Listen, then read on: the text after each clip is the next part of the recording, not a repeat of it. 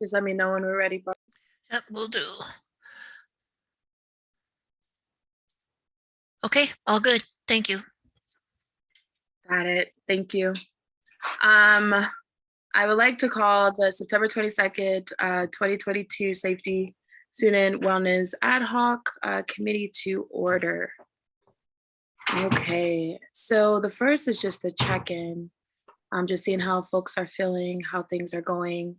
We are within, I think, the first 3 weeks of school.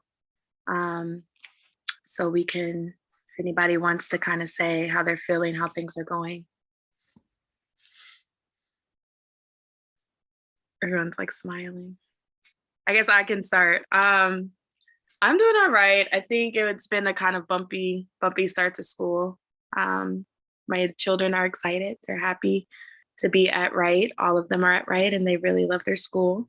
But yeah, I think it's, bumpy, but, there are some really good points to it.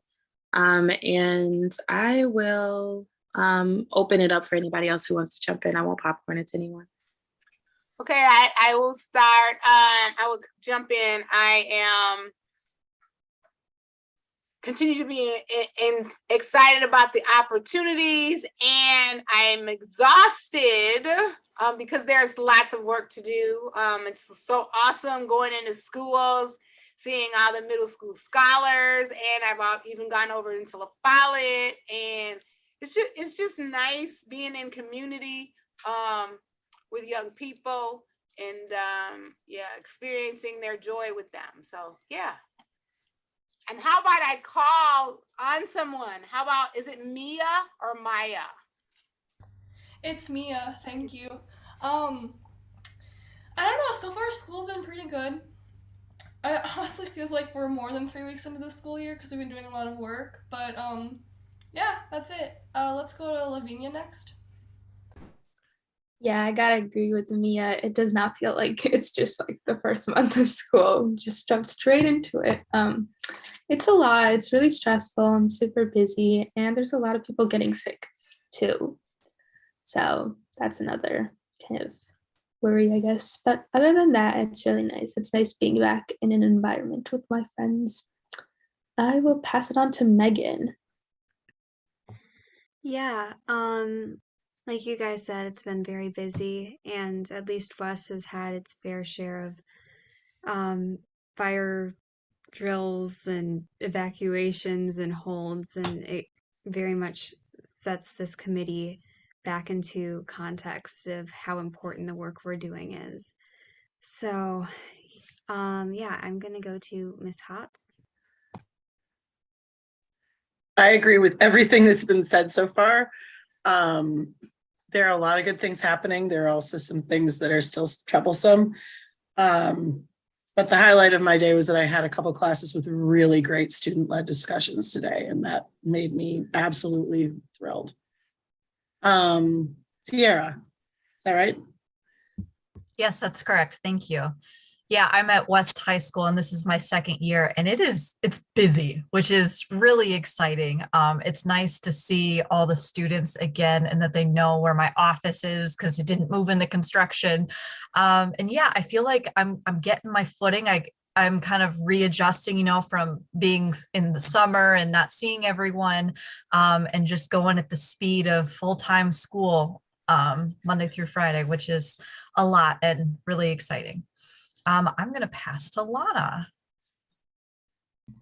All right, thanks, Sierra. Hi, everybody. Yeah, I agree with a lot of what is said. I've been able to spend big chunks of time in schools over the last couple of weeks, which has been super fun. And I'm feeling, at the same time that I'm feeling tired, I'm also feeling energized and hopeful by all of that. So yeah, it's been a good start. I'll pass to Danielle.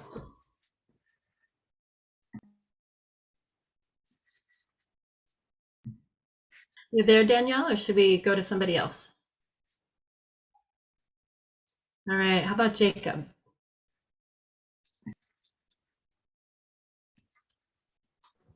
Hi, I'm Jacob Kopp. I'm the school psychologist at Kegel Elementary School, and yeah, it's been good to be back in school and seeing all the kids and familiar faces. And it's also so much going on all at once to try and like keep in my mind and think about what needs to be done. Our playground finally opened though, so that is like a huge celebration and very cool. Rebecca, have you gone yet? Can I pass it to you?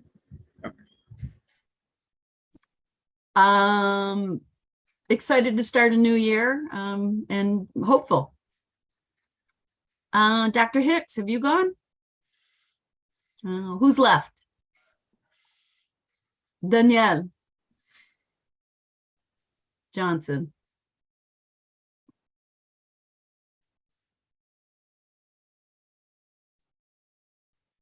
Maybe not. Anybody else? She might be having some just technical difficulties, but has everyone gone? If not, you can jump in. If you don't want to do it, then that's fine too. Okay. Thank you all for those updates. It's been a very busy start, but as Rebecca mentioned, I am also hopeful. We'll go on to the approval of the minutes. But before I do that, Barb, do we have quorum to be able to approve the minutes? No, we don't just yet, so we can wait till a little bit later. Thank you. Thank you. So then we can move on into our item for restorative justice. We do have a presentation on restorative justice in our schools, and that is going to be done by, I think, Danielle, yes? No? Who is it, Barb, who's doing it today? I think Lana is the lead. Lana? Okay. Okay, Lana, take it away. All right. No, that's okay. There are a bunch of us here. I'll start us out, but there are going to be several of us kind of sharing the space, sharing with you tonight. So we just want to thank you so much for having us here. I think we're really excited to be here and to share parts of our restorative justice story. As we were talking about like what it's been like to the beginning of the school year, it just made me think again about how much I wish that we were all together in person right now having this conversation, because what we're talking about is such relational based work. And it would be great to be together in person, and we'll do the best we can on Zoom. I also just want to say, starting out, I'm really excited to see the word wellness in the title and the name of this committee rather than security, which has been present in similar committees in the past. I think it conveys a more holistic understanding of what safety is and of where it can lead us. So I'm excited about that. So thinking about how restorative justice fits in with all of that, I think many of you know that we've been working towards restorative justice, towards being restorative schools in MMSD for a while now. And there are some really beautiful things that are happening, some places and some ways in which that work is taking hold and really having an impact. And there's also a lot of room for growth and for deepening that work. And we're going to be talking about all of that tonight. And, you know, as you know, the format of this is that we'll be sharing some things with you at the beginning, and then we'll move into some conversation. And in that conversation, we welcome your questions, your ideas, your feedback, and even your challenges, because all of that helps us to grow, to deepen the work, and to push us forward. So as I said, there will be three of us sharing in the kind of presenting part of it and in the conversation part of it. And I will be, I should have introduced myself. I didn't actually do that. I'm Lana Stoltzfus. My pronouns are she and her, and I'm a school social worker by background. I used to work at La Follette High School. I now work in the Department of Student and Staff Support, supporting school culture and climate work with a particular focus on restorative justice. So I will be sharing a little bit from the district perspective on this. And we have two amazing school-based practitioners with us who will be sharing some of their beautiful work with you. I thought it would be much, much better if you hear directly from them rather than me trying to convey that in a way that just really can't convey it. So I'd like for them to maybe introduce themselves now, and then you'll be hearing more from them in just a little bit. I guess we already kind of did introductions, but if the two of you want to say just a little bit more, Sierra, if you want to start and then pass it on to Jacob. Yes, thank you so much, Lana. Hi, everyone. Sierra Grove. My pronouns are she, her, and hers, and I'm the restorative justice coach at West. This is my second year in this position, and I can't tell you how grateful I am that my dream job was created and I get to be doing this work. Like I said, this is my second year in the schools. Before this, I was at Briar Patch Youth Services and remodeled their youth peer court program into a restorative justice program. Before that, I was at the Rise Children Come First program for a while, supporting youth at imminent risk of out-of-home placement. And before that, I was a paralegal for a criminal defense firm. And so it's nice to bring a lot of my community knowledge, legal knowledge, and perspective into the schools, and be a support to teachers, staff, other staff, and students especially. So thanks. Hi, I'm Jacob Kopf. I use he, him pronouns. I'm the school psychologist at Kegel Elementary School, but I do a lot of different work and sit on a lot of different teams. Most important to me is the restorative justice work. This is my 6th year in the district, I think. I feel like I always get that wrong, but I'm almost positive it's the 6th. And yeah, one of the first things I did when I started working at Kegel was over the summer attended a professional learning community on RJ because some other people were out of town, and it had a huge impact on me. And I kind of like knew immediately, like, this is something that is important that I want to make sure I bring to like the students at the school that I'm working at. All right, thanks both of you. I would also like to welcome Danielle Johnson. Danielle, looks like you might have been having a little bit of tech trouble earlier, but if you're good now, if you could just introduce yourself, that would be great. I think you might be a new face to many people. Well, thank you, Dr. Lana. Miss Lana. No doctor here. My name is Danielle. I am the interim director over student and staff services. I am new to Madison. This is my I guess I've been here about a month. So I've been there a good 30 days, just getting to know the climate and the culture. And I've been feeling really welcome. I'm excited and I connect with the vision and the mission that we're pushing, the initiatives, and I'm glad to be here. Thank you. Thank you, Danielle. Danielle's here to support us, so we appreciate her being here and the work, of course, too. Okay, how about we shift to sharing some stuff through the slides. Barb, if you want to pull up those slides, and I think we're probably on slide 2 at this point.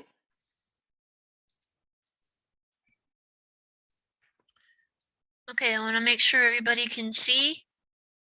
Everybody seeing? Okay. All right. Thank you. I think we're good. Thanks, Barb. Okay. All right, so there's a lot here. Give you a chance to look at it. We're not going to talk about it in depth, but I'm sharing this just to give some context to kind of situate restorative justice, which primarily lives within and is supported by the Department of Student and Staff Support. And this image, I think, shows some understanding of where restorative justice fits within the larger work of our department.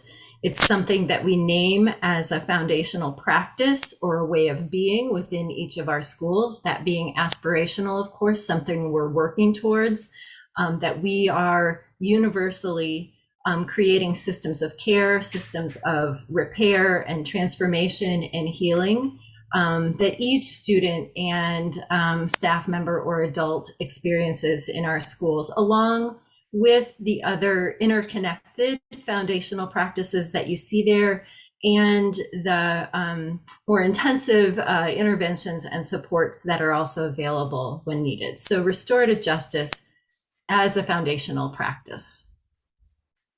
So that's kind of the context and where we're situated. And we're going to shift right away here into talking a little bit about what that actually means, what it means to create that kind of a school community and what it looks like. So Sierra's going to take it from here for a little bit. Okay. Thank you so much, Lana. So on this slide, you are going to see a picture of our restorative practices room at West High. This is a room that is very near and dear to my heart and many staff and students at West. This room actually used to be in school suspension before I came in, and it was really such a privilege to be able to transform that space with feedback from students and people in the community to truly a community space for everyone in our West community. I get really excited when students come in and are confused, you know, what are we doing? Why are we here? And then they see the pictures on the wall and they have an opportunity to see themselves. They have an opportunity to see people that look like them. And so it really is a warm, inviting, happy place to be. And it's something that I'm super excited that is now at West.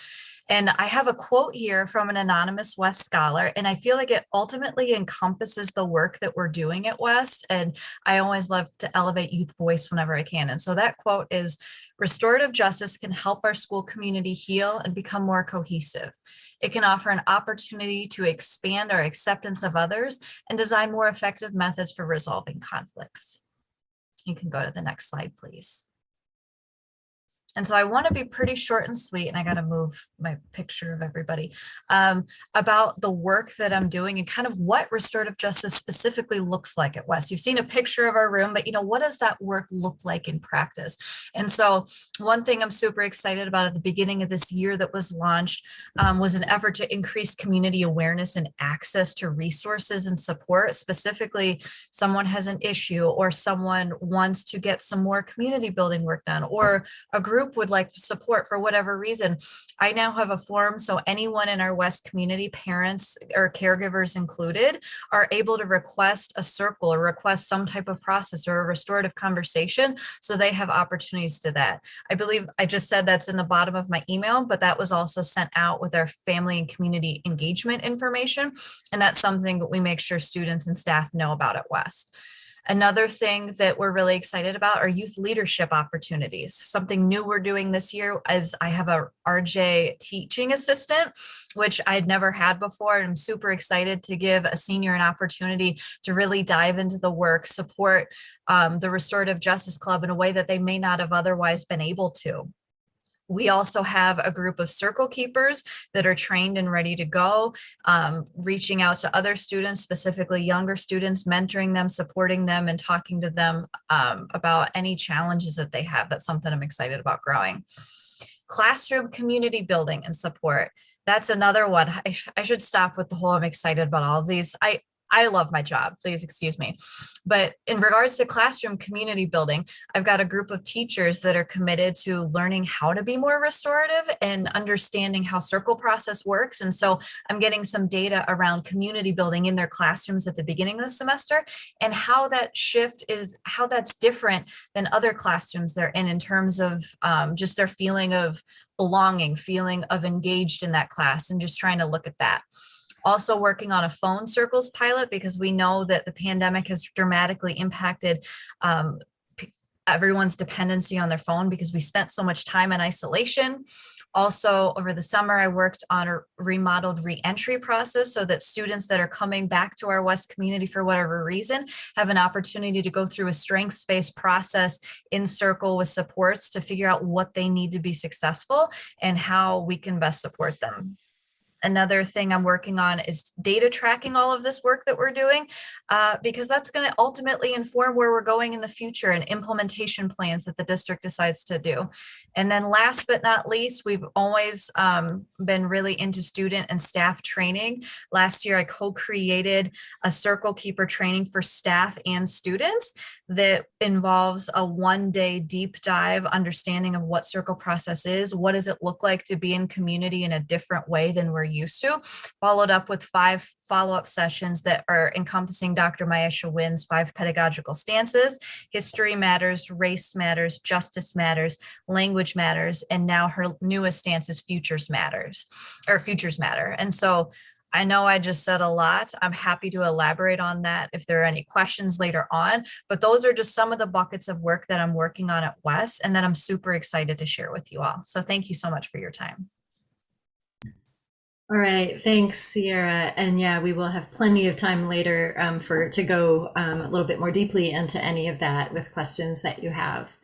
So that was a glimpse of what this work is looking like at one high school right now, and we're going to shift now to an elementary school and hear from Jacob what they're focusing on this year.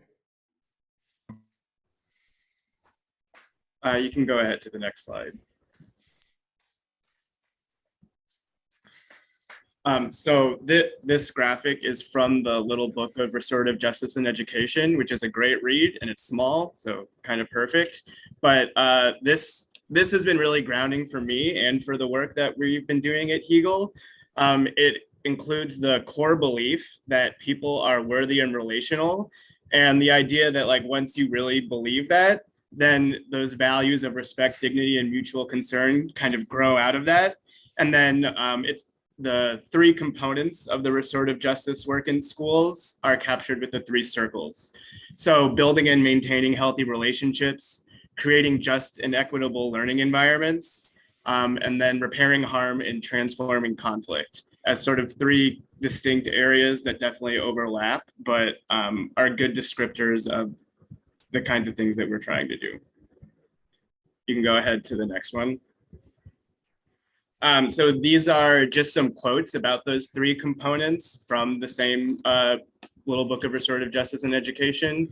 So for creating just and equitable learning environments, the purpose of our restorative justice in education is to create space of belonging that embraces everyone in the ways they require.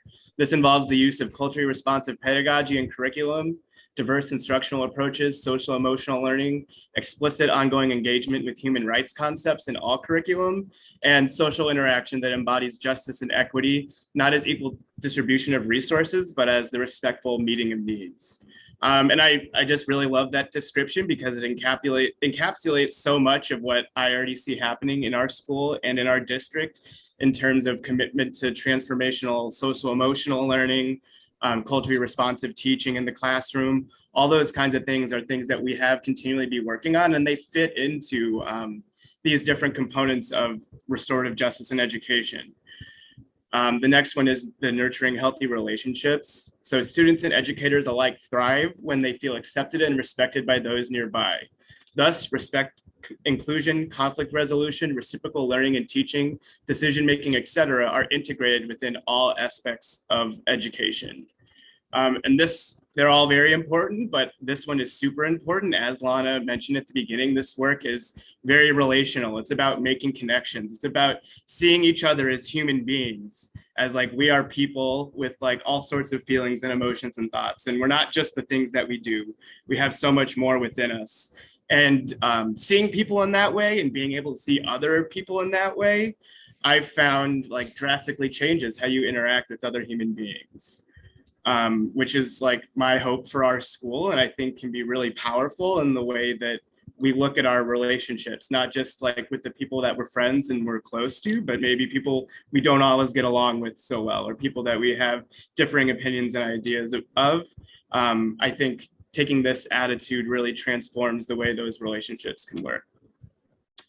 And then the last one, repairing harm and transforming conflict, acknowledges that conflict and harm are a normal part of life and often provide opportunities for learning and transformation. And together, all involved in the community learn to communicate clearly in order to identify harms, to encourage accountability for those who have caused harm, and to accept and address the needs of those harmed and those causing harm. This is an important one. Obviously, we want to be meeting like primary justice where people are getting what they need and what those needs require, but we have to accept that there are going to be those times where conflicts do happen, harm is going to happen, and we have to find restorative ways to address that harm so that the harm doer understands how their actions caused the harm to someone else, and the person that was harmed gets what they need in order to feel restored.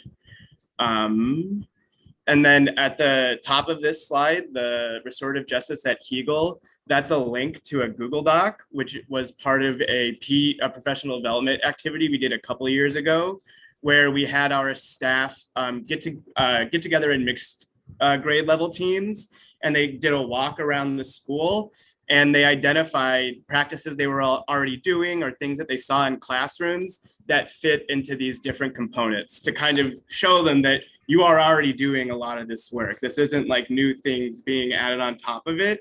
It's maybe just looking at things and organizing it in the way you think about it in a different way. So some of the ways that we have been doing this work at Hegel is we've been doing a lot of professional development. We've definitely made it a priority where when we have professional development time where we kind of get to decide what we're presenting to staff, there is almost always some aspect of restorative justice or restorative justice learning that we're doing. And we've been able to partner with other people in the district and outside consultants to plan those and make sure that they are like enriching experiences for staff. And we've gotten great feedback on that. We also have used our allocations for staff in maybe a different way, where last year, our PBIS coach allocation, we used for a restorative justice coach. And that was Marissa Flowers, who is amazing. She's the vice principal at Leopold now. But she did so much amazing work with us last year in terms of like organizing our learning experiences, holding extra sessions for staff after school that wanted to go deeper.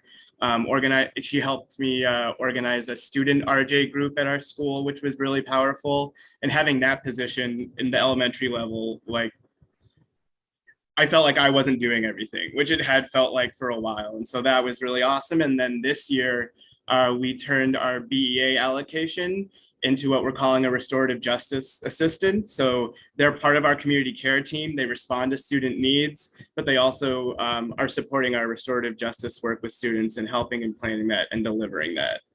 And then one last thing is that we have embedded, like our community care team is what was our mobile response team. And we carry a lot of the RJ work in practice, and we've embedded ourselves into teacher team meetings. So weekly grade level team meetings. At least one of our team members is at each grade level meeting, and we use that time to either deliver new learning around RJ or to plan circles to come in and help lead circles in those classrooms. And we found that it has really helped us to get more of these practices out into the classroom. And I'll stop talking for now. All right, thank you for sharing all of that, Jacob and Sierra. And Barb, we can go on to the next slide. So we've been hearing a lot about the what. I get to talk, I guess, about what might feel a little bit more like the how. Feels like it's not maybe quite as interesting to talk about, but also important, obviously.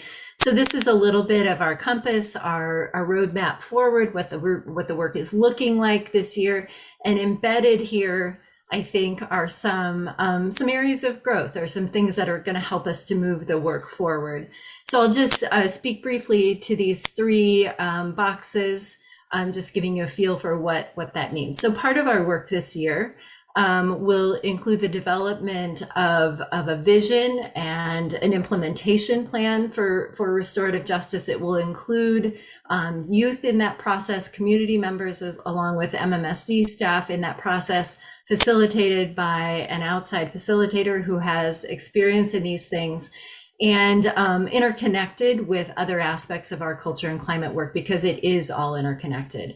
And at the end of that, our goal is to have an implementation plan, a vision and an implementation plan that will not only help to guide our work for the next 3 to 5 years at the district level, but also will help us to, I think, secure some of the resources that we need in order to do that work. So that's a really important piece this year. And along with that kind of is an assessment, this kind of ongoing work of working with our schools to assess where they are, to help them plan, to help them put their plans into practice. And that happens with the support of culture and climate coaches and RJ staff on an ongoing basis. So then moving into that school support box, and there definitely is some overlap between these first two boxes. I want to speak a little bit about support for implementation at high school. You're probably aware, and Sierra actually named it as well, that we're moving into the second year of having a full-time restorative justice coordinator or coach at each of the 4 comprehensive high schools, and really want to focus on supporting them to do that work. Support for this group of people includes a monthly professional learning community. It's a small but mighty community. And that those monthly gatherings include ongoing learning, support with implementation planning. We will also include regular site-based supports for high schools for the coordinator, along with potentially members of the RJ teams or the culture and climate teams in those schools. And really just want to develop this group of high school folks as a community, and their ability to support each other with the development of resources, the ability to consult with each other, maybe even visiting each other's schools and learning from each other in that way. So support for high schools. At our middle schools, at 3 of our middle schools, we have an ongoing partnership with the YWCA. This is a partnership that has been in place for a long time. So they have a 0.8 FTE embedded at each of 3 middle schools. Again, also working at implementation planning, at building the mindset and the capacity of adults, and elevating youth voices and youth leadership in the RJ work. At the rest of the middle schools and at all of our elementary schools, we have restorative justice guidance, supports, resources available for those schools. And that work, those 2 last pieces kind of go together. I separated them accidentally, but that work is supported by the culture and climate coaches from our department, our team, as well as RJ staff, some overlap there. So that support and guidance is available for all schools, regardless of whether or not they have specific allocation, RJ allocation. And then looking at district-wide professional development, there was the opportunity for some RJ learning for all staff in the district during Welcome Back. That was the first time ever that has happened. There was a focus on mindset and philosophy, because we know and we've seen that without ongoing work to ground ourselves in those beliefs, Jacob touched on that, kind of that center of the circle, who we are, beliefs about who we are as people, who we are in relationship to each other. Without that, practices, restorative justice practices like Circle can be weaponized. And we are engaging in this work in a way that often lacks fidelity. So focus on mindset with that. We also have available for schools targeted school-based professional learning. That might look like, or some examples of that could include ongoing work throughout the year with the school's SBLT or culture and climate team. It could look like a school doing a book group that's supported by staff from our team. Yeah, those are probably, or maybe even support to go deeper. So all staff had some PD early in the school year, and schools that are ready to go deeper with that, we can support that as well. District-wide, there are opportunities that folks can opt into, such as book groups and other kinds of professional learning. And then I skipped those resources, that resource piece. We are continuing to develop and to curate resources and to make them more accessible to support all staff in their work. I also just want to add that we are in the process of hiring a full-time restorative justice program coordinator, somebody to kind of oversee the big picture, to help guide the work, including that implementation planning process that I talked about, and also hiring a vacancy that exists right now within our team, someone like myself who also provides direct support to schools. So that was a lot. I think we will pause there. That's the end of kind of formally what we want to share. And we would love to hear your questions, your feedback, your comments, your suggestions. And maybe we could go off that or stop screen sharing, Barb, so that we can see each other better as we have this conversation.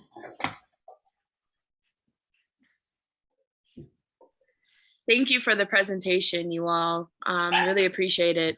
So I'm gonna open it up for questions. If you can raise your hand, and we can start the question part.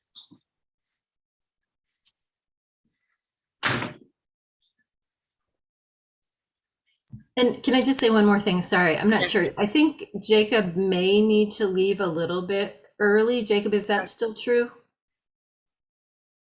That would be nice. Okay.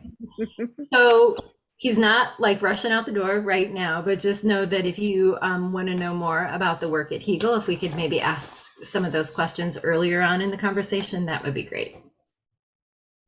Okay. So open it up. Any questions? Hey, Ananda and Michelle, good to see you. Go ahead, Ananda. Hi, everyone. I'm glad to be here with you all in this really important conversation. I'm so sorry that I'm a bit late. I would love for you all to talk about what is happening with young people mobilizing for this work, whether it's formal or informal structures where young people are coming together, either advocating for restorative justice, getting trained to become circle keepers, recommending their peers or educators to be part of circles. What does it look like in practice?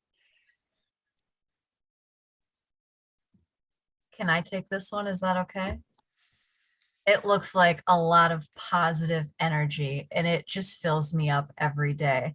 The end of last year, students really wanted to talk to district leadership, and we were trying to figure out who would be the best person to interview. And we actually had, oh my goodness, the former, oh my gosh, I can't remember his name. I'm having such a hard time. He just left and he just resigned, but was the former chief of high school, I believe. Mr. Render, Nelson Yeah, Mr. Render, sorry. And I know that that term has changed what his job description was specifically, but we had, we prepared for Nelson Render to come in and be part of a circle. And that was facilitated by students, which was super, super cool.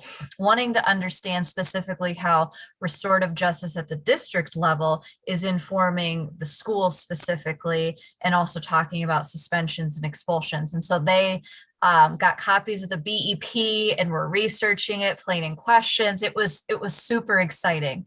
Other things that they're doing is supporting our Regent Pride, which is an initiative unique to West, which is our anti-racism lessons. They had been informing me as I was leading that last year and supporting me in developing lessons, as well as preparing processing sessions for youth to come and talk about that afterwards and how they were feeling in those spaces. Right now, because it's the beginning of the year, things are starting a little slow as people are getting used to their classrooms, but they are preparing to go to school transition squads, which are specifically for freshmen that could maybe use some additional support as they're acclimating to high school for middle school. And they're going to be talking specifically about what restorative justice is, our restorative practices room, so that they are aware of resources for them available at West, and making sure that any students interested are able to join. My restorative justice teaching assistant, they are helping me get our Circle Keeper application up and running, which we're hoping to get launched pretty soon. And they will be helping me interview students. And my hope had been, I picked students with another staff from last year, but the hope is that the Circle Keepers that were picked from last year, I would kind of back off and really looking at the youth leadership development model, and really me kind of just back off and let them do their thing and let that organically happen. And so my goal is to provide them to get started and what they need, but they're kind of just running with it. And I'm following their lead at this point in the high school. Jacob, I'm wondering if you could speak to this a little bit too. I think it's easy for us to think about, or we know about how youth are involved in this work in many of our secondary schools. We don't necessarily think about it at elementary. And I know Hegel has started to do some work with that. Yeah, and it's definitely, as I think with a lot of work, there are like stops and starts where like 2 years ago, I was able to get an RJ group together and then we had the pandemic and it got thrown off. But last year, Marissa and I intentionally went to fourth grade classrooms and gave our pitch and had fourth graders sign up. And initially, I don't know if we were like too good at presenting the material, but we had so many kids sign up that we had to split it into 2 groups. But the thing was that the only time that really worked was during recess. And when we started the group, it was like the dead of winter. And so people were like fine coming inside for their recess. But then as it got warmer, we had, fewer students willing to do that. But what we ended up with was like a really nice core of students that really like were interested in restorative justice and learning more about that and like being in a group with their peers and talking about those things. And for that, we kind of adapted this curriculum that Crestwood had made. A few years ago, we visited Crestwood with the RJ professional learning community and sat in circle with like their 5th grade RJ kids. And that was really powerful and very cool. That was like an inspiration for like, man, I want to try and get this going at our school. So we intentionally went for 4th graders, imagining that this year we will circle back to them as 5th graders to really prop them up as like leaders in this work among the students and getting that student voice and getting more kids interested in the topic. That's really awesome. Board Vice Chair Pearson, may I ask one just follow up? This time, I actually would love to hear from the students. How are you all navigating RJs in your schools right now? Are you connected? Do you know about it? Do you know people that know about it? What does it look like? How are you navigating that? Go ahead, Megan. Yeah, so I am not personally connected with RJ, but that being said, we do have Regent Pride, like what was mentioned earlier. So those do fuel some pretty intense and emotional conversations, but at the end of the day, those conversations do end up being pretty beneficial. I know quite a few of my peers definitely appreciate like the work that gets put into those. That being said, a significant amount of people that I've talked to don't know who runs Regent Pride. I didn't find out until like earlier this month actually. So I think maybe publicity, at least within West, is like there are posters and flyers and stuff, but there's not much like credit for the Regent Pride going to the restorative justice folks. So it may be more helpful to really like put that out there to get like more people involved. Yeah, thank you, Megan, for that feedback.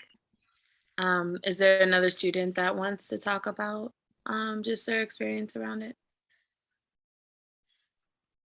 Yeah, I can go. So I go to Memorial, and honestly, I did not know that Memorial had RJ coaches. I think you mentioned that all the high schools have them.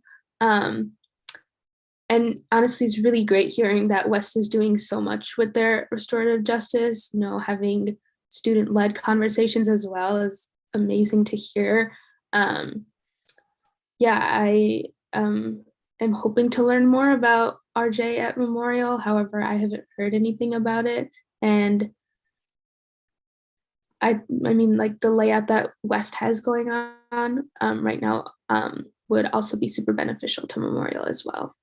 Yeah. And also, I'm also wondering, how do students sort of reach out to their RJ coaches at their respective high schools? Kind of how do they get involved? Yeah, we can share. Well, Sierra, how about, looks like you unmuted. Do you want to talk about how that works at West? And then I can talk about making connections with other schools, in other schools. Whatever you'd like. No, go ahead. Talk about how does somebody connect with you if they want to be involved? Yeah. Staff know pretty well that exists in the school. And so I oftentimes will get connected through STAT. I also last year did my best to make a big presence in the beginning of the year, meeting students, being in the halls, going to things. And so a lot of it, when I started facilitating classroom circles and getting to know students and also pushing into different spaces like Avid classes, students would then come find me because they'd know I was there. And so I really did my best to get to know the community that I was a part of, so that a lot of that is now organically happening because of that work in the beginning that I did to try and build relationships and community with those around. Yeah. Thanks. I was going to put the names in the chat and then realize we can't do that right now. So Lavinia at Memorial, Anthony Ward is your RJ coordinator. And if you want to email me or connect with me later, I can help kind of facilitate that conversation. I don't know if there's anybody here from East, but at East, Brian in City is the RJ coordinator. He's new this year. So, just a month in or a few weeks in, actually kind of getting his feet under him. But I think lots of great things will happen there as well. Yeah, thank you for answering that. Ananda, did that answer your question as well? I have so many questions always, but I'll step back. This is beautiful. I'm so excited for you all. And I also know Anthony and Brian. I love both of them. I did see Dr. Hicks. Did you want to still chime in, or I saw your hand go down?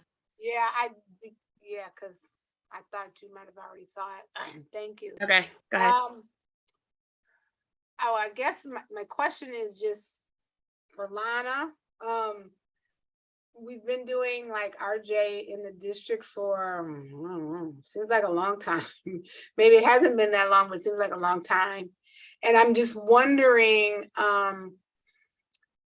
how you or how the district has seen the impact of, because it is really about how you are in community and how you being, and like how it has transformed or spread through middle schools to high schools, elementary, middle and high schools, to really build, broaden it wider for the entire MMSD community, or what impact it has had, and really how the transition into like advocacy, efficacy, voice, all of those things, being, belonging, have been leveraged, I guess, up into when they get into high school. So just the thread amongst all the levels. Oh my, there's so much in what you ask. I have to figure out, I might pick the wrong thread here. But part of what I was thinking when you first started speaking, I was just glad that you asked that question, because when we talk about how long we've been working at RJ in the district, I think there can be maybe some questions about where we are or why we aren't farther than we are. And those are valid questions. And I also think it's important before we decide that something doesn't make sense or something doesn't work, that we really understand what it is and what it takes to make it have the impact that it can have. And we know from looking at kind of research around the country that is looking at RJ in schools, particularly in schools that are farther ahead of us on the journey or that may be more heavily resourced, there's some real consistent things that come up in those, in that research. That schools, in order to really be impacted by RJ, they need to have an administrator who has deep understanding and ownership of it. They need to have a person in the building who has time allocated to guide this work. It belongs to everybody. Everybody has a role in it. And if there isn't one person kind of holding it and making it a priority, it can be hard for it to really have an impact. Another thing that comes up all the time is that there needs to be kind of deep, intensive training for all staff. And by deep intensive, I'm talking about 2 full days or more. And that's, that's an investment, and it's a hard investment to make. And I think that we have some growth towards that, or maybe some creativity to think about other ways of making that happen. There are a couple of other things that come up, including connections with racial justice, connections with other culture and climate work. So I think that we need to recognize kind of where things are taking hold and how they're taking hold, what's contributing to that, as well as learning from other districts around the country about what really is needed and figure out how to make that happen. And that's part of what I'm really hoping for from this implementation planning process, is to really take into account all of those things, make a plan that puts that into place over time, and that figures out how to provide the resource for that. So that was one thread. Hopefully that was something you were identifying, but you were also talking about like through levels a little bit. And I'm not sure if I understood your question correctly, but it made me think of something that I was thinking about when Sierra and Jacob were talking about that because it's not comprehensive across our whole district in a consistent way yet. Or let me say that differently. If it was comprehensive and across our district, I think it would be easier to see the connections that we could make across levels, and easier to make those connections. But we are starting to see some of that. Sierra is one person who has been connecting with the middle schools that feed into West, to try to make those connections across levels with students, drawing in those students who had some experiences at middle school.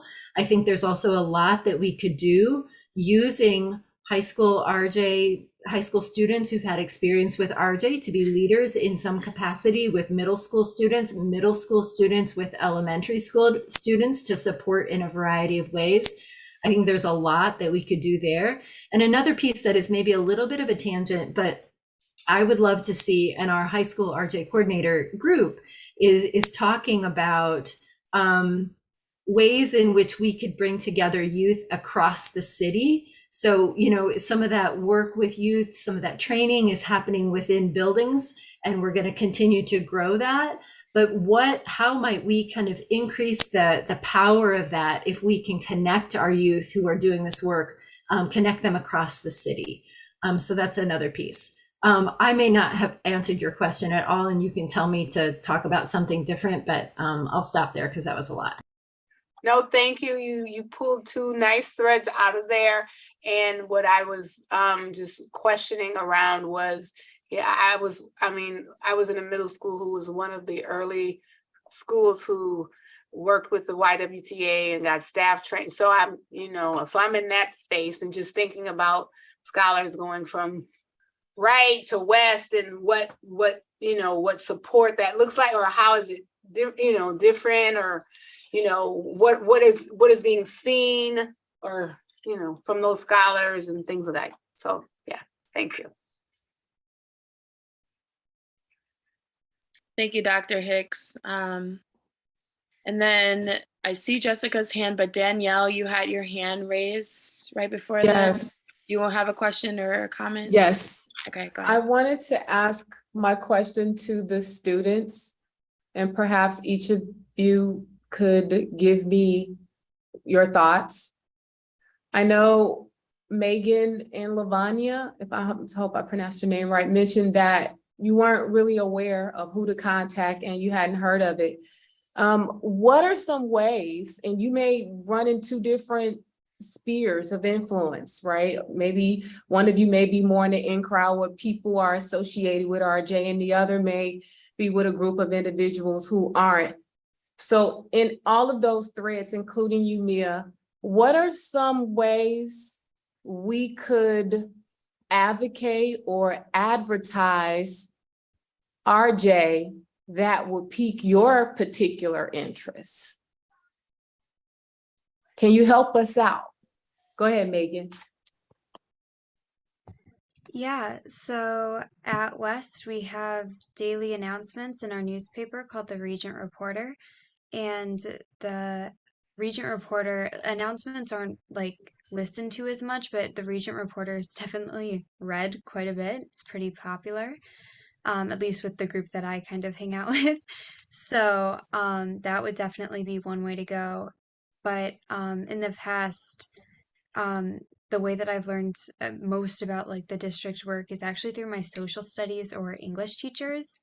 For them to like take a couple minutes at the beginning of class where they have students' attention and just to say like, okay, this is happening, this is what they do, this is why it's a good opportunity, and to kind of minimize those distractions. It's a very good way to gauge interest, especially for students that maybe aren't just in the class for the credit, but are legitimately interested in that specific type of thing.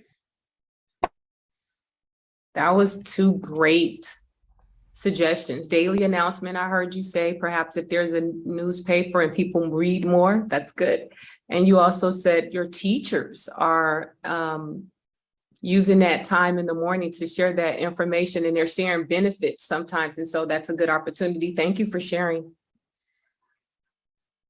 I saw Lavinia come off mute, and Mia, you can jump in too.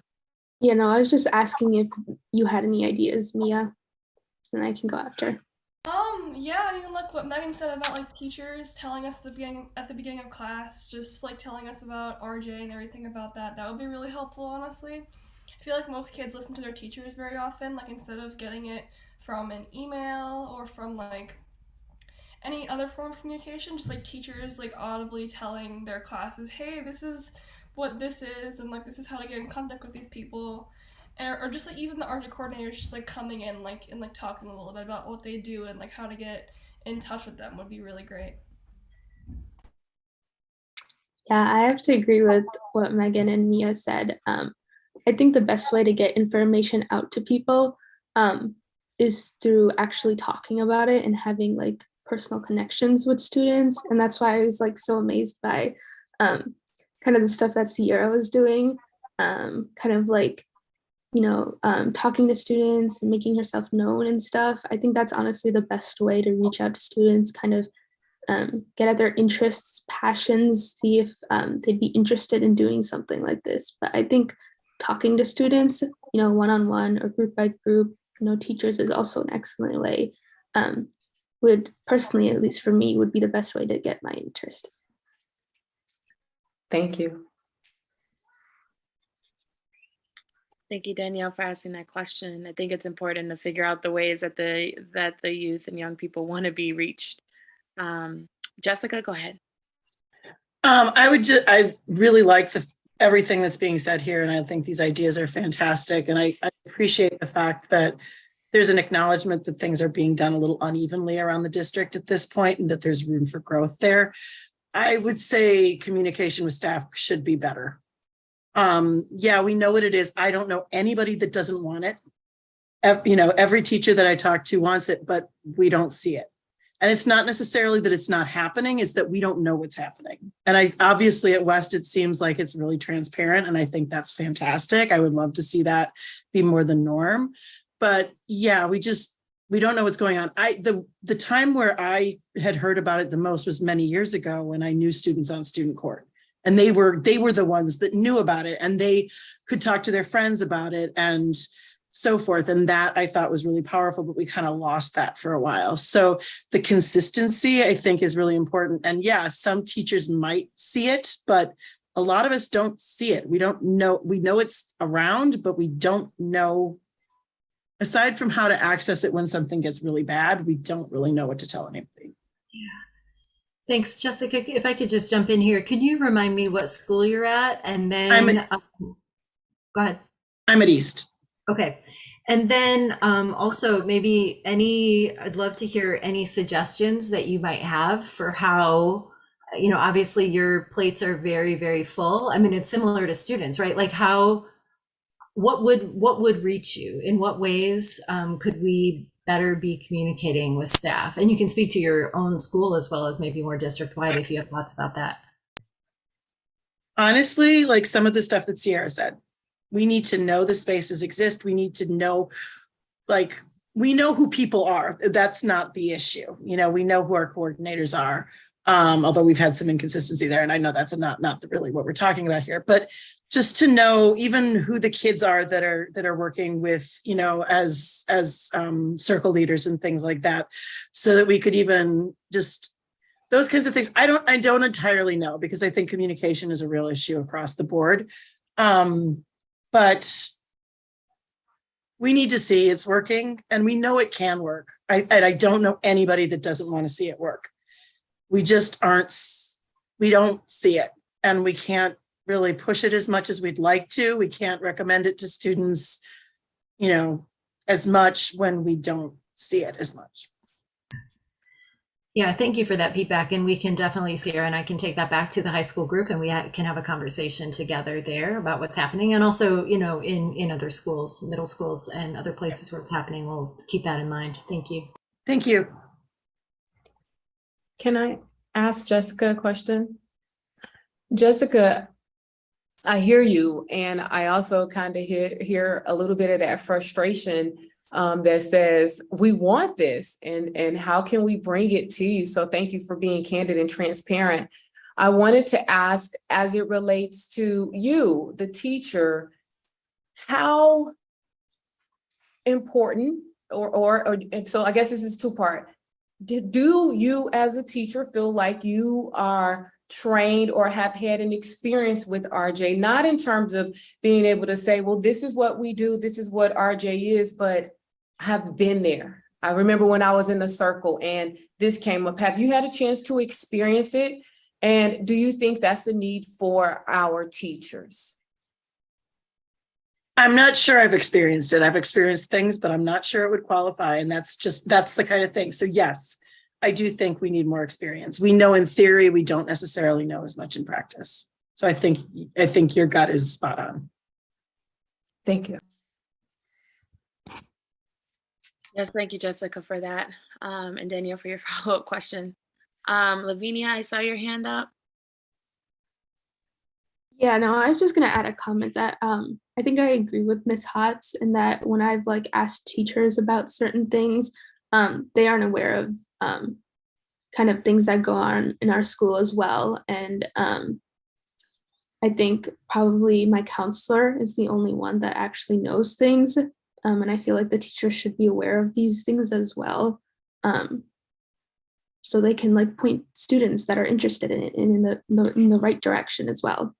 But also just being aware of what's going on in their school and what's been going on. But yep. Thank you for that. I would go even a step farther, and this is a journey, right? It's going to take us a while, but I would love for every teacher, every staff person in our buildings to be able to say, this is where I fit into this, right? It's not just pointing you to the other person who does that thing, but this is what restorative justice means and looks like in my classroom or in my office or whatever. So definitely a place to move towards. Yes, thank you, Mana, for that. Is there any other questions or comments that someone wants to say? I wanted to ask, how short of a length of time can you do a circle? And do we have time now? Because I've never experienced one either. Depending on the time. Are you asking to do a circle at this moment, or are you asking to find another time to do it? So I'm first asking, if in circles, is it something that can be done in 2 to 3 minutes or 3 to 5 minutes, or does it really require a 20-minute segment? Because what I was asking for is, yes, can we get a taste of it if there is time? From my experience in circles, one, they can take a long time. Sometimes they can be kind of short. I think it just depends on the group that you have and kind of the focus of that circle in that moment.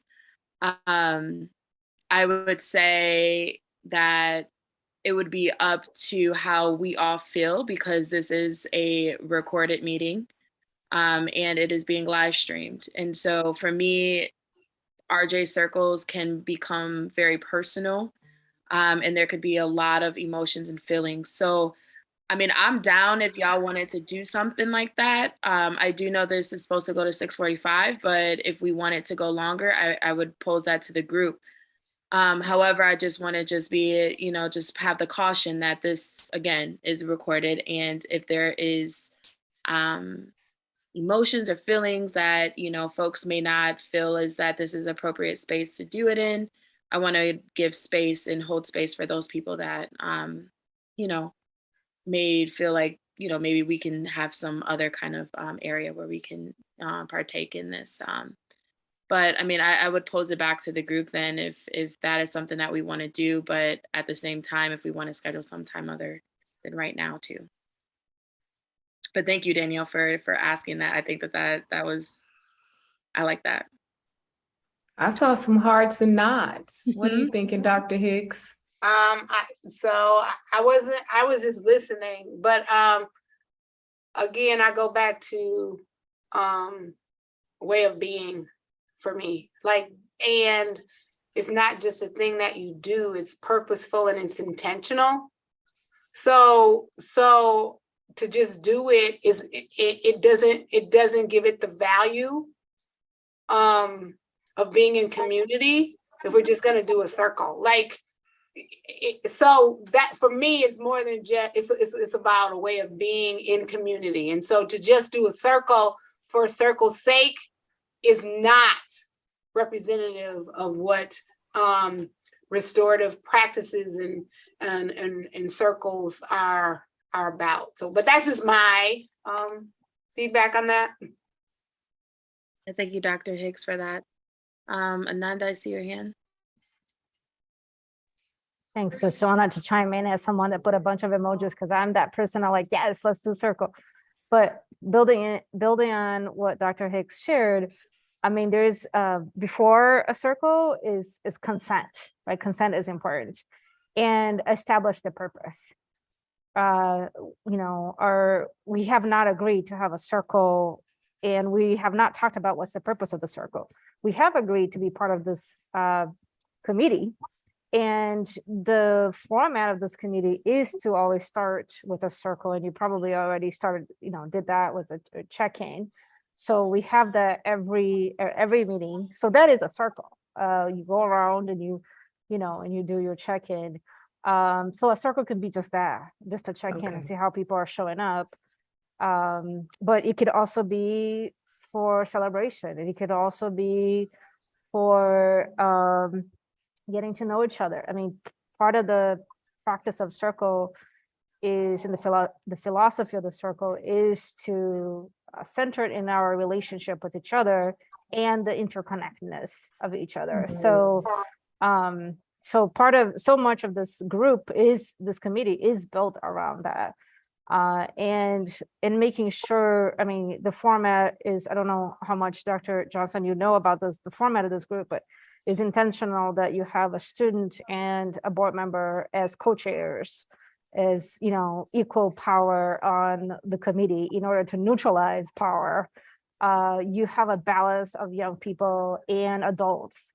So in order for that to happen, and you saw Board Vice President Pearson ensuring that young people were sharing comments before adults. So there's so much already of the restorative justice sentiments and philosophy that it's already embedded in this committee as a practice.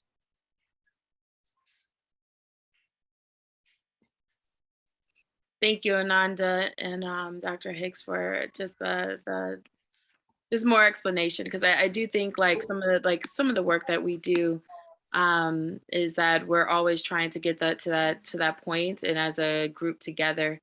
But at the same time, Danielle, I want to hold space for your request, because I do think, for some folks that may not have been in a circle before, or have not been in a space where they may have thought restorative justice is happening, even though sometimes restorative, as Ananda mentioned, restorative justice can happen in a lot of different areas in a lot of different ways. And but I do think, the purpose is always important. So I'm not sure if we want to maybe figure out if we want to partake in it later. But again, like I mentioned, that it definitely does go to like how folks are feeling, if that is something that is part of it. And then, as Ananda mentioned, the consent part. But yes, I guess we Thank can you. focus on everyone, or we can try to figure out another time, maybe as a team, to do it together. Well, considering what Dr. Hicks said, and that was really great to know, right? That we're being intentional and relational. And I love that she said, it's a way of being. It's not a stop, drop, let's do a circle. So I feel that, and I also asked too, because we were in a space, it felt like where we were hearing from each other, and I can see that community happening just with the share outs, right? So I really have experienced the community just being able to speak right now. So thank you for holding space. Yeah, absolutely. Any other questions for the team around restorative justice? Or just comments? Okay. I think that we are good then. I know, Jacob, you have to hop off soon. Thank you for presenting. Yeah, thank you for having me and listening and engaging in conversation. I appreciate it. Yeah, absolutely. And then, Maya? Lana, go ahead. Sorry, could I just add, I know that you all didn't have a chance to see our slides ahead of time, but you do have access to them now. And, as Jacob mentioned, it was a whole bunch of stuff related to the work at Hegel that is linked there. I linked some things in the notes of some of the slides. And so for any of you, there's a ton more that's not there, of course, but for any of you who are interested in kind of looking a little bit deeper, there are some resources there. And also feel free to reach out to any of us if you have specific things you're wondering about or interested in, want a good book to read or whatever, let us know. We'd be happy to share more with you. Yeah, absolutely. Thank you. The slides are in board docs, so you should be able to see them there in the meeting. But thank you, Lana, for your bringing this to us and presenting, and also Ciara, for you also presenting, and definitely students that are on this call, but reach out to them if you want to learn more about the restorative justice at your high school or at your school, period. Thank you all for that presentation. Okay. Thank you for having us. Yeah, absolutely. Okay, we are going to move on to the recommendation grid, so 5.1. Right now, Barb, I don't know, do you want to bring up the recommendations? Okay, I'll share it. Okay. They are also in board docs. So basically, for the past couple months that we've all been meeting, Ananda and Gordon did an amazing job of putting together our thoughts as a committee, maybe some actions that we wanted to take on, and then also what the timeline might look like and any follow-ups. So this is what the action grid looks like right now. They split it off between the wellness and mental health parts, and then also school crisis response. It's definitely a synthesized document that was synthesized based off of the conversations that we've been having. I want to note that what we are looking definitely to move forward with in this next part of conversations is taking these recommendations, and if we wanted to add more, condense them into at least about like 7 recommendations, if more too, we can. And then we would pose those recommendations to the board. Right now, we are in the process as a school board we're finalizing our budgets. And then we're going to start our next budget conversations in January. So the idea is that if we can get some really good, as a team, get ideas and items and actions that we want to present to the district and the board, then, try to get that work done by the end of the year, definitely, and propose those. Just because some of the ideas here and then some of the things that we've talked about definitely require the budgetary piece. And we want to make sure that, all the hard work that everyone has put in right now and for the past couple months, we actually are going to move forward on those actions. So we wanted just to show this to you all as the condensed version of all of our collective thoughts, and just see what your guys' thoughts are about some of this. And Barb, if you want to chime in too, you can definitely chime in as well. Thank you. Mhm.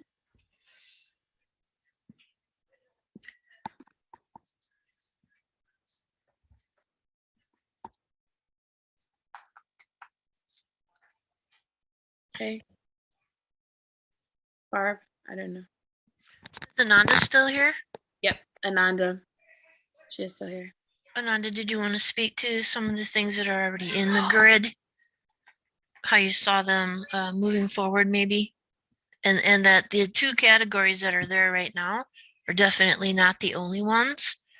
The committee can definitely begin to talk about these recommendations in a more deliberative way. I think we may be moving away from of more of the presentations for this committee and more into some, actionable items that everyone can get on board with to bring to the board.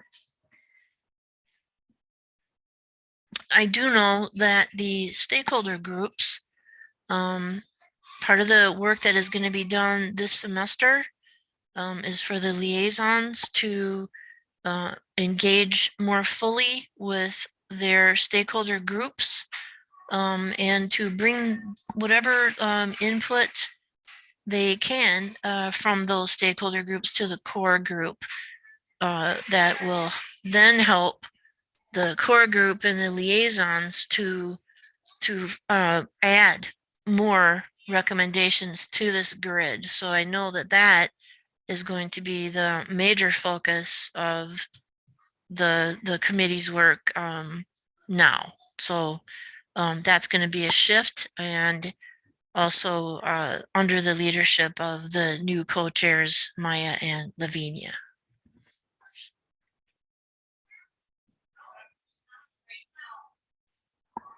Yes, thank you, Barb.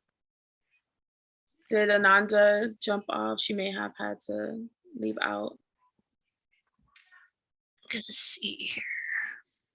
I think she is out. So yes, I don't see her on the participant list anymore, but I do, Lavinia, I'd like you to maybe speak more directly to the students as well about that plan and see if anybody has any direct feedback for the staff who are supporting this committee.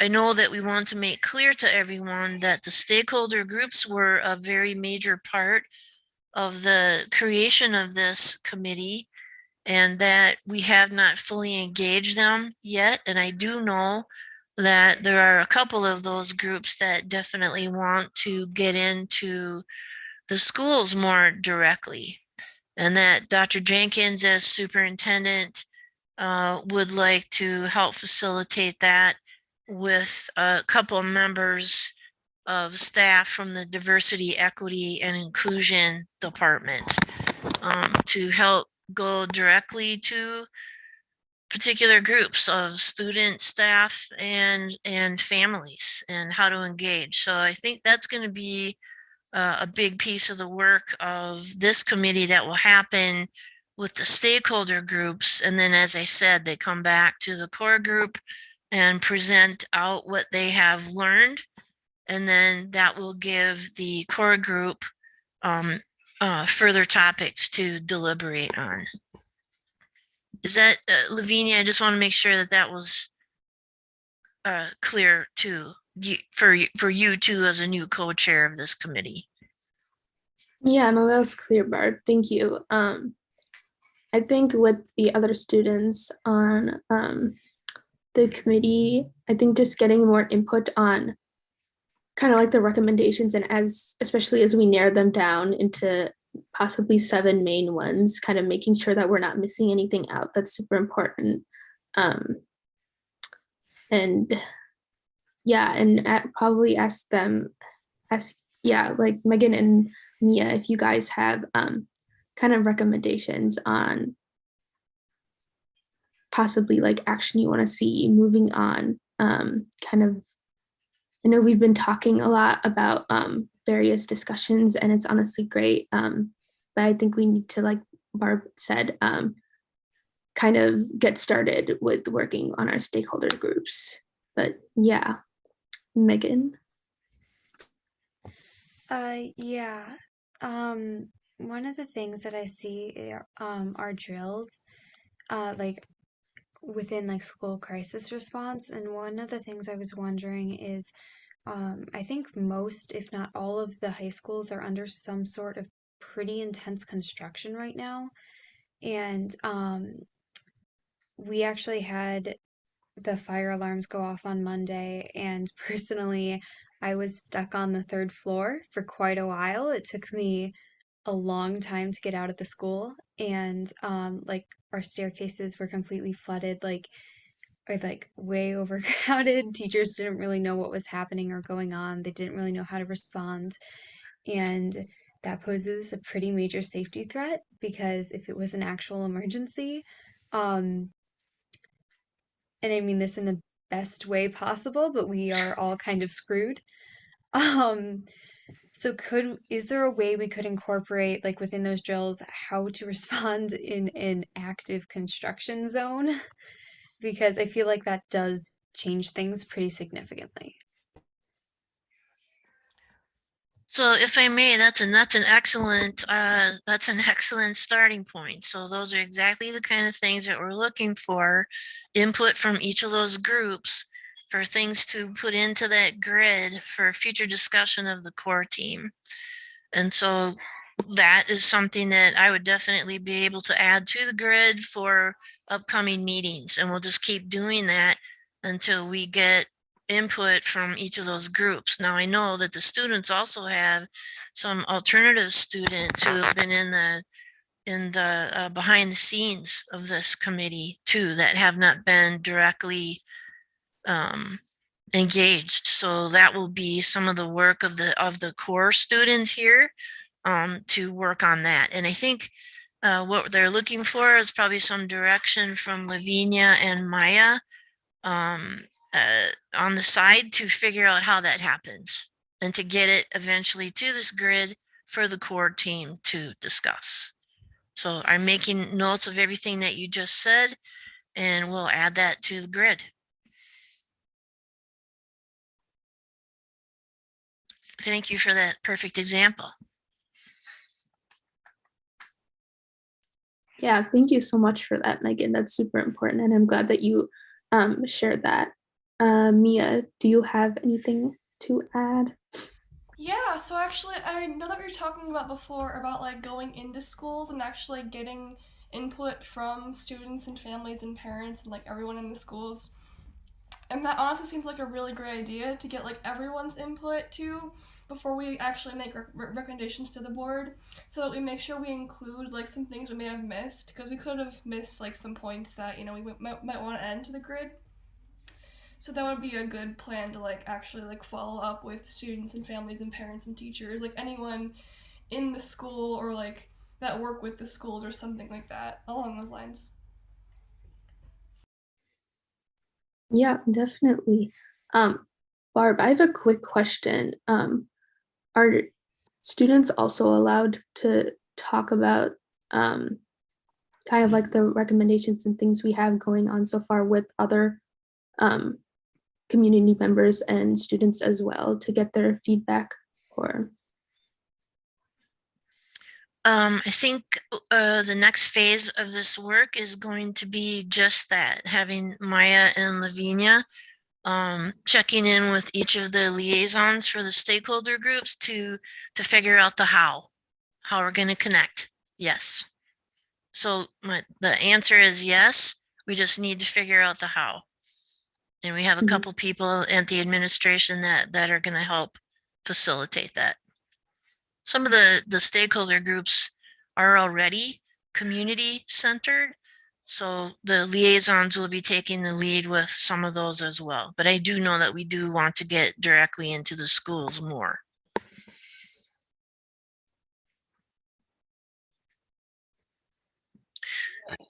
Answer your question, Lavinia. Yes, I was also wondering if in addition to the stakeholder groups and liaisons, if the students themselves can also have these conversations, maybe probably like among friends and stuff. Okay, I think you're asking a little bit, less formally. Of course, yes, Yeah. Yeah. for sure. Yes. Okay, well, that's something I would also, recommend the students of this committee to do. Probably just bring it up anytime with friends and stuff, get their feedback. I know it's a lot more personal if it comes from like a friend and stuff. Yes, I agree with that. So are we somewhat good on just like the next steps of what we're thinking about? Definitely part of the work is now we've kind of had the conversations, we had some of the presentations, some of the things that we thought were immediate issues that we wanted to address. And now it's actually putting that work into or getting part of the work done in engaging folks. Right now, does everyone know, just off chance, does everyone know like who the liaisons are, and know like who are the members, the voting members and such on the board or on the committee right now? I just wanted to ask that because we have a couple groups that are usually active in our meeting, the actual committee members, but then also the liaisons who are also here and some of the stakeholders that come to the meeting. So I just wanted to know if folks knew who those people were or need those people, just so that they kind of know the separation. I'm seeing some nods. Yes, maybe, not sure. I do have the roster of this committee that may help just for a moment to go through that. Just for, that'll just take a couple of minutes. If you want to do that, I'm ready to show that if you want to see it. Okay. If people can give me just a thumbs up if they want to see it just really quick, just so that they know. Okay, I'm seeing a couple of thumbs up. Okay, yeah, if we can just show that. Okay, I'm gonna do this in 1 minute or less. So the core team right here are the 13 people that meet on a regular basis. You are the voting members of this committee. The liaisons are the people who are leading the stakeholder groups, of which there are 4. So Dana Pelabon, Sabrina, Mari, Maddie, Rudy, Julian, and Jessica all are the major liaisons who come to these meetings to listen to the discussion of the core team and and take part in all the discussions. And then they are the ones that will then go out to the stakeholder groups, and some of these stakeholder groups I can show, community partners and advocates, youth and family stakeholder group, related professionals and officials, and MMSD school staff. So those are the 4 stakeholder groups that we are looking to get input from, and that was one of the reasons why this committee was created, was to branch out the best we could among all those groups. So those are the purposes of the liaisons and the stakeholder groups, to come back to the core team then. The idea was that the liaisons and the stakeholder groups have much more flexibility to meet and gather in other ways that boards cannot, because boards of education are governed by other rules and other things that they have to do to make that happen, where the liaisons and the stakeholder groups have much more flexibility.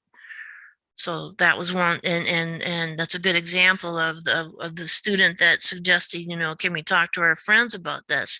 Absolutely, yes. That's what makes this work better. So that's it in a nutshell. Thank you, Barb. You can stop sharing. So does that make a little more sense for everybody, and how we're going to start proceeding? Yes. Okay. And so we'll try our best. Lavinia and I have some time set aside to kind of discuss what our next steps are now coming into the co-chairship, and so that we can have better direction also too for everyone, and then work with you all to do that that outreach. How's everyone feeling about that? Yeah, thumbs up. Okay. I'm sorry. I'm like one of those people, like I'm always like, I'll probably ask thumbs up just so I know that I'm making sure that it makes sense. Okay. So then we're going to move on to the last item, 6.1, just the dates, the meeting dates. We kind of already did the next steps based off of the recommendation grids and just the proposed time. So right now, we have some proposed meeting dates. Thursday, October 6th at 5:15, and then Thursday, October 13th and 27th at 5:15. I just want to also just like pose it to the group if this time in this like every other Thursday still works well for everyone.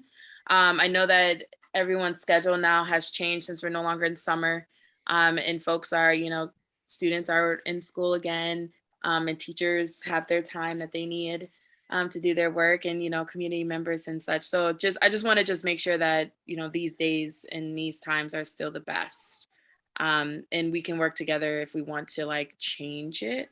But I just want to just open it up for how people are feeling about those dates. So I said October 6th, the 13th, and the 27th are the proposed next meeting dates. Looks like everyone's good. That's 3 times in the month of October?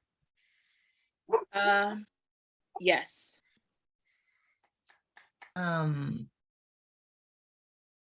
Board Vice President Pearson, it looks like it's the 13th or the 27th. Oh, sorry, the 13th or sorry. I didn't read the or. Thank you for catching that, Nichelle. So it's the 6th and then the 13th or the 27th. So if we want to wait, we can have the meeting on the 6th and then the next week on the 13th, or we can wait until the 27th to have a meeting. I would prefer to do it the 13th if we can, but I just want to open it up to folks of what they're thinking. I guess my concern would be what needs to be done and how much time. I mean, from 1 week separating those board meetings, is that enough time to get done what needs to get done so that we have some meaningful actions to address on the next board meeting? Okay. Yeah. And I see some thumbs up agreeing with you, Rebecca.